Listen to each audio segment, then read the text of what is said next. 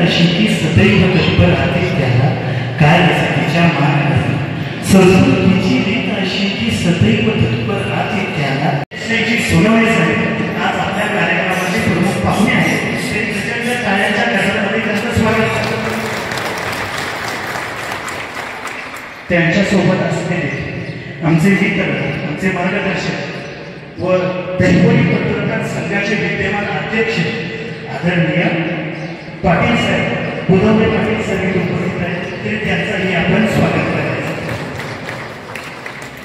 आमचे मित्र, आमचे मार्गदर्शक दहिवडी पत्रकार संघाचे आदरणीय उपाध्यक्ष सन्माननीय प्रवीण राजे सर आपले उपस्थित आहेत. तरी त्यांचंही स्वागत करायचं.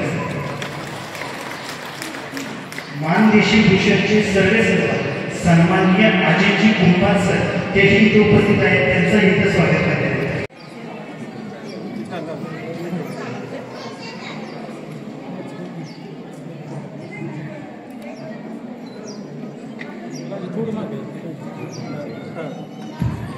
जैसे जमीन पर चमकते हैं जुगनू, जैसे जमीन पर चमकते हैं जुगनू, आसमान में चमकते हैं तारे. जैसे जमीन पर चमकते हैं जुगनू, आसमान में चमकते हैं तारे.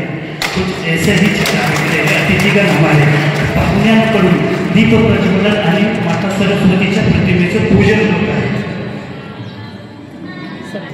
प्रचंड टाळ्यांच्या गजरामध्ये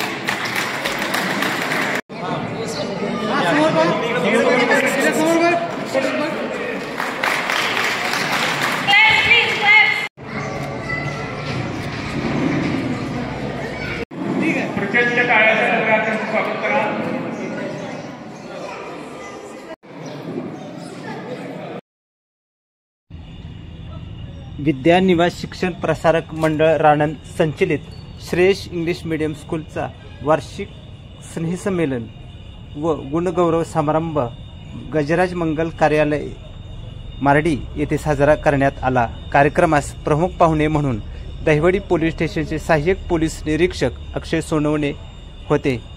मानदेश भूषणचे संपादक अजित कुंभार, पत्रकार प्रवीण राजे, उमेश बुदावले यांची प्रमुख उपस्थिती होती. सहाय्यक पोलीस निरीक्षक अक्षय सोनवणे यांच्या हस्ते दीप प्रज्वलन करून व श्रीफळ वाढवून कार्यक्रमाचा शुभारंभ करण्यात आला. अक्षय सोनवणे साहेब यांच्या हस्ते गुणवंत विद्यार्थ्यांचा गौरव यावेळी करण्यात आला. यावेळी विविध गुणदर्शनाचा कार्यक्रम विद्यार्थ्यांनी सादर केला. या विद्यार्थ्यांचे सर्वांनी कौतुक केले. कार्यक्रमाचे प्रास्ताविक मयूर शेडगे व प्रताप शिंदे, पूजा शिंदे यांनी केले. मान्यवरांचा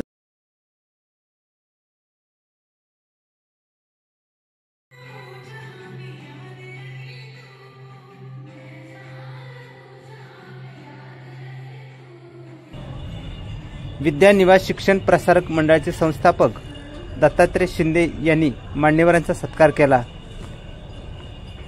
कार्यक्रमास श्रेयश इंग्लिश मीडियम स्कूलच्या मुख्याध्यापिका सौ रुपाली दत्तात्रय जगदाळे, शिक्षिका पूजा शिंदे, प्राजक्ता सावंत, ज्योती सावंत यांच्यासह नंदा शिंदे, तुषार जाधव, महेश जाधव, नितीन देवकर, सचिव विजय शिंदे, सचिव तुकाराम शिंदे, पालक व ग्रामस्थ उपस्थित होते।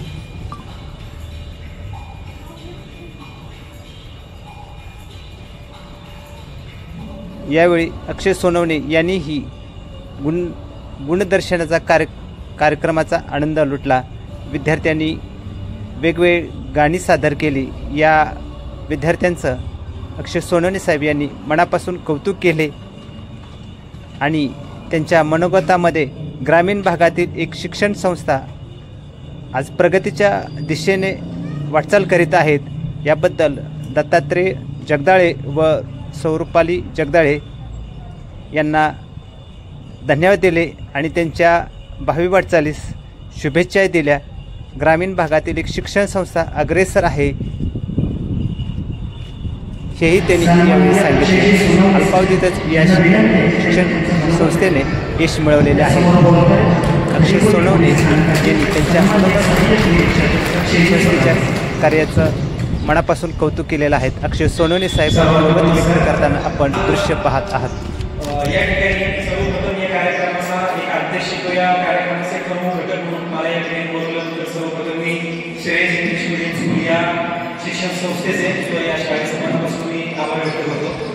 मला खूप आनंद वाटला ज्यावेळेस जगदाळे मॅडम परवा माझ्याकडे आलेले होते आणि त्यांनी सांगितलं की सर असं सर आनंदमध्ये आमची इंग्लिश मीडियम स्कूल आहे आणि या ठिकाणी 40 ॲडमिशन बरोबर 40 ॲडमिशन या ठिकाणी आहे। तर मी थोडंसं शॉक झालो कारण आम्ही काम करत असताना बघतो की शक्यतो ग्रामीण भागामध्ये जिल्हा परिषदेच्या शाळा असतात किंवा आणखी मराठी मीडियमची शाळा असतात, परंतु अशा ग्रामीण भागामध्ये इंग्लिश मीडियमचं एक स्कूल आहे आणि त्या ठिकाणी 40 ॲडमिशन या ठिकाणी होतं म्हणजे नक्कीच ही काहीतरी त्यांच्यासाठी आणि या तालुक्याच्या पुढच्या विकासासाठी गौरवाची गोष्ट आहे।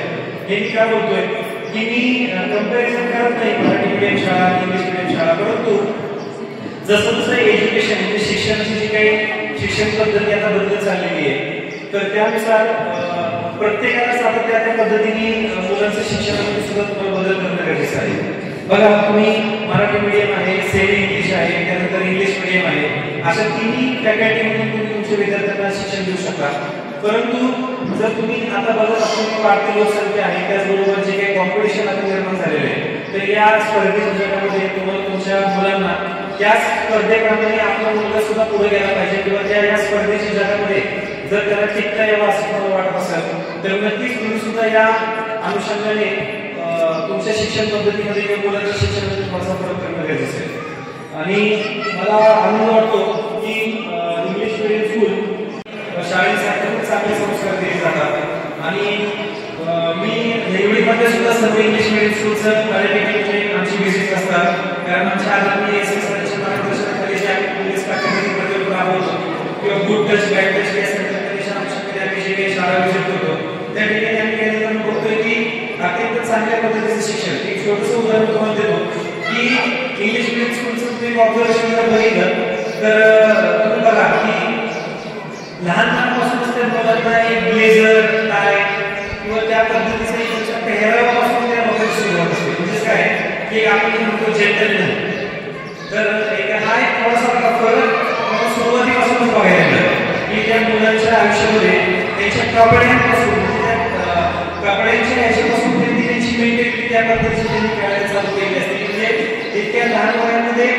त्या सूटमध्ये बघतात किंवा त्या सूट तशा जनरेशनमध्ये त्यांना त्या शाळेमध्ये बोलवतात तर हे म्हणजे काय असतं माहिती आहे की त्यांचे एक बेस तयार करत असतात की तुम्ही बघा मोठे मोठे बिझनेसमॅन असतील किंवा तुम्ही मोठ्या मोठ्या पोस्टवर जे काही अधिकारी आहेत किंवा काय एक जनरली आपण सूट कधी घालतो एकतर लग्नामध्ये घालतो बरोबर ना, नवरदेवाला एकतर ब्लेझर घालतात नाहीतर मग कोण घालतात एकतर हाय क्लासचे कुठेतरी ऑफिसर्स आहेत किंवा एका मोठ्या कंपनीमध्ये सीईओ आहे किंवा मोठ्या पोस्टवरचे मॅनेजर वगैरे म्हणजे लहानपणापासूनच त्या मुलांमध्ये बाळ पाजलं जातं की तुम्हाला या सूट मधला कोणतरी एक व्यक्ती बनायचं आहे बरोबर आहे। त्याच्यापासून त्यांचं शिक्षण देत असताना तसे त्यांचे संस्कार त्यांच्यावर केले जातात शाळेमार्फत केलं जात आहे. मला असं वाटतं की या ग्रामीण भागातील किंवा मागे भागातील तुम्ही सर्वजण खूप भाग्यवान आहात की तुमच्या या अशा ग्रामीण भागामध्ये इतक्या चांगली शाळा या ठिकाणी हे काम करते आहे. आणि बघा ज्यावेळेस माझ्याकडे हे सर्व शिक्षक स्टाफ आला होता आणि या कार्यक्रमाच्या अनुषंगाने त्यांनी मला बोलवलेलं होतं, त्यावेळेस मी संपूर्ण माहिती घेतली की किंवा दुसरी आमच्या पोलीस पाटील त्याचबरोबर गावातील तर आमचे जे आहेत सगळे सगळे गावातील काही माहिती देत असतात त्यांच्याकडे माहिती घेतली. मला या शाळेबद्दल अत्यंत चांगलं नेहमी सांगितलं गेला. येथील शिक्षक आहेत, त्यानंतर प्रिन्सिपल मॅडम आहेत, संस्थापक आहेत, ते तुमच्या मुलांना खूप चांगल्या पद्धतीचं लक्ष देते, त्यांच्यावर खूप चांगल्या पद्धतीचे संस्कार कसे होतील या पद्धतीचं त्यांचं काम चाललेलं आहे. मी या अशा कार्यक्रमाच्या अनुषंगाने त्यांची शाळेची ॲडव्हर्टाईज करायला आलेलो नाही, परंतु मला फक्त इतकं सांगायचं की तुम्ही जास्तीत जास्त संख्येने या शाळेमध्ये ॲडमिशन तुम्ही तुमच्या भागातील आणखी लोकांना घ्यायला सांगा, त्यांना इथली शिक्षण पद्धती काय आहे किंवा बाबा या शाळेमध्ये मुलगा आल्यानंतर त्याच्यामध्ये कसं डेव्हलपमेंट होत आहे, म्हणजे त्याची प्रगती कशी होते, त्याचं इंग्लिश कसं सुधारत आहे किंवा बाबा त्याच्या एक बॉडी लँग्वेजमध्ये कसा फरक होतोय किंवा त्याने एक वेगळं स्टेज दिली किंवा त्याने इतर कॉन्फिडन्स त्याला कसा निर्माण होते हे तुम्ही स्वतः तुमच्या मुलांमध्ये बघत असाल तर मला असं वाटतं की तुम्ही बघितलं तर तुम्ही त्याबद्दल दुसऱ्यांना सुद्धा ते सांगणं गरजेचं आहे. आज या ठिकाणी सांस्कृतिक कार्यक्रमाचं सुद्धा आयोजन केलं गेलेलं आहे. त्याचबरोबर स्पोर्ट्समध्ये किंवा इतर ऍक्टिव्हिटीजमध्ये ज्यांनी चांगल्या पद्धतीचे ग्रामीण जोडलेले त्याचं पारितोषिक देण्याचं सुद्धा या ठिकाणी कार्यक्रम आहे. तर खूप मला असं वाटतं की एक देखील नियोजन म्हणजे एक छोटीशी शाळा आहे, किती वर्ष झाली शाळेला? 2 वर्ष झाली. 2 वर्षामध्ये इतकी चांगली डेव्हलपमेंट त्यांनी केलेली आहे. तुमचा आधार समजा मिळाला तर नक्कीच ही सुद्धा शाळा एका चांगल्या उंचीवर जाईल आणि त्याच्यामध्ये तुमचंच काहीतरी घडवेल असं मला वाटतं. आता मी अधिक वेळ तुमचा घेत नाही कारण या ठिकाणी मुलांच्या वापरावरच त्यानंतर इतर कार्यक्रम बराचसा बाकी आहे आणि मी पुन्हा एकदा या कार्यक्रमाला बोलवल्याबद्दल मी या संपूर्ण सर्व शिक्षक स्टाफ त्याचबरोबर जी काही संधी मला दिली याची आमचे दोन्ही पत्रकार तितकेच जबाबदार आहे.